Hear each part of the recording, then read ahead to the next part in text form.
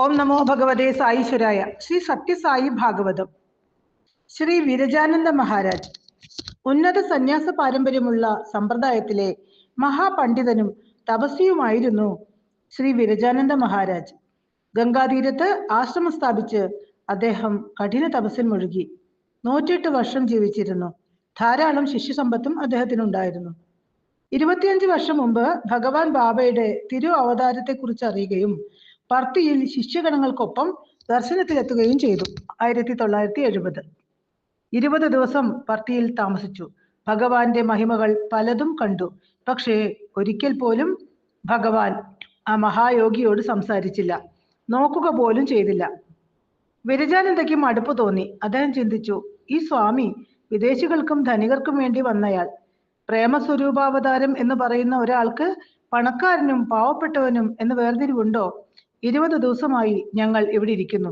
ഞങ്ങൾ ആര്, ഏത്, എന്ത് എന്ന് തിരക്ക് കൂടി ചെയ്യുന്നില്ല. ഈ ചിന്തകളോടെ സന്യാസിയും സംഘവും മടക്കയാത്രയ്ക്ക് തീരുമാനിച്ചു. അവർ പർത്തി വിട്ടിറങ്ങി. സംഘം അന്ന് ധർമ്മവാരത്ത് ഒരു സത്രത്തിൽ തങ്ങി.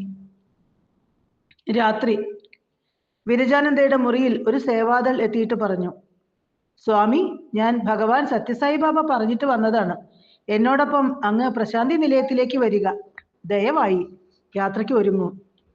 വിരജാനന്ദ രോഷം പൂണ്ട് വിറച്ചു. ഞാൻ വരുന്ന പ്രശ്നമേ ഇല്ല. അദ്ദേഹം ധനികർക്ക് വേണ്ടി അവതരിച്ച ദൈവം. കാരുണ്യമോ പ്രേമമോ ഇല്ലാത്തയാൾ. എനിക്ക് ആരെയും കാണണ്ട. അപരിചിതൻ അതൊന്നും ഗൗനിക്കാതെ ശക്തിയായി വീണ്ടും അഭ്യർത്ഥിച്ചു, മഹാരാജ്, ഭഗവാൻ അങ്ങയെ കൊണ്ടു ചെല്ലാൻ എന്നെ ചുമതലപ്പെടുത്തിയിരിക്കുന്നു. അങ്ങ് വന്നില്ലെങ്കിൽ ഞാൻ ഈ മുറിയിൽ നിന്നും പോകില്ല. പുറത്തു കാർ തയ്യാറാണ്. ഭഗവാനെ കണ്ടിട്ട് അങ്ങയെ ഉടൻ തന്നെ ഞാൻ ഇവിടെ തിരിച്ചു കൊണ്ടുവന്നാക്കാം. കുറച്ചു നേരം തർക്കിച്ച ശേഷം വിരജാനന്ദ പോകാൻ തീരുമാനിച്ചു. അവർ പർത്തിയിലെത്തി. ഭഗവാൻ കാത്തിരിക്കുന്നു. വിരജാനന്ദ അസ്വസ്ഥയോടെ പലതും പറയാൻ തുടങ്ങി. പുഞ്ചിരിയോടെ ഭഗവാൻ പറഞ്ഞു, നമുക്ക് ആദ്യം ഭക്ഷണം കഴിക്കാം. അതിനുശേഷം എത്ര വേണമെങ്കിലും ചോദ്യശരം തൊടുത്തുകൊള്ളുക. സന്യാസി അനുസരിച്ചു പോയി. അങ്ങനെ ഭക്ഷണം കഴിഞ്ഞു. ഭഗവാൻ വിരജാനന്ദയുടെ മുന്നിലിരുന്നു. അതിനുശേഷം തൃക്കരം നിവർത്തി. തൃക്കരത്തിൽ തെളിഞ്ഞ ദൃശ്യം കണ്ട് സന്യാസി വിയർത്തു കിതച്ചു.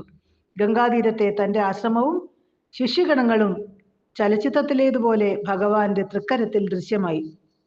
ഇത്തവണ ഭഗവാൻ ശകാരം തുടങ്ങി. നിനക്ക് താല്പര്യം ആശ്രമകാര്യങ്ങളിലും ശിഷ്യഗണങ്ങളിലും. ഇതൊക്കെ സംഘമാണ്, പ്രേമമല്ല. ഒരുവന് വേണ്ടത് കറയറ്റ പ്രേമമാണ്, ശുദ്ധപ്രേമം.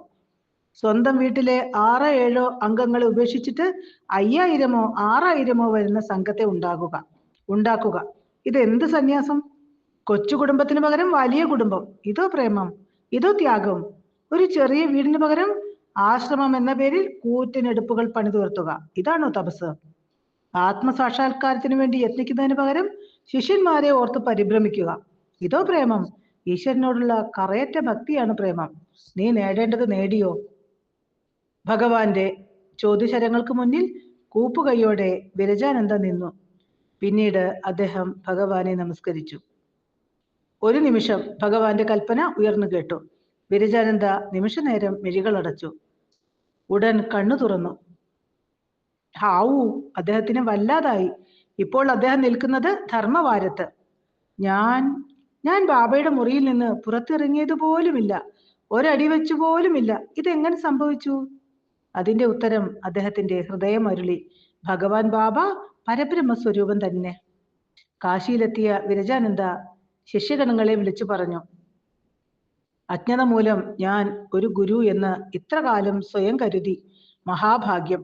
പരമാത്മാവ്, ആ ആദിമൂല ശക്തി, പ്രപഞ്ചകർത്താവ് മനുഷ്യവേഷം പൂണ്ട് ഭഗവാൻ ശ്രീ സത്യസായി ബാബയായി വന്നിരിക്കുന്നു. അതിനാൽ അവിടത്തെ ഗുരുവായി സ്വീകരിച്ചാൽ നമുക്ക് മോക്ഷം ലഭിക്കും. അതിനുശേഷം വിരജാനന്ദ കഠിന തപസ്സിൽ മുഴുകി. ഭഗവാൻ അഭിനന്ദിച്ചു. പിന്നീട് നാരായണ ഗുഹയിലേക്ക് തപസ്സിനായി ഭഗവാൻ അയച്ച 1983 ഭഗവാൻ അയച്ച 9 അംഗ സംഘത്തിൽ വിരജാനന്ദ സ്വാമികളും ഉണ്ടായിരുന്നു. ഓം തത് സത്ത്.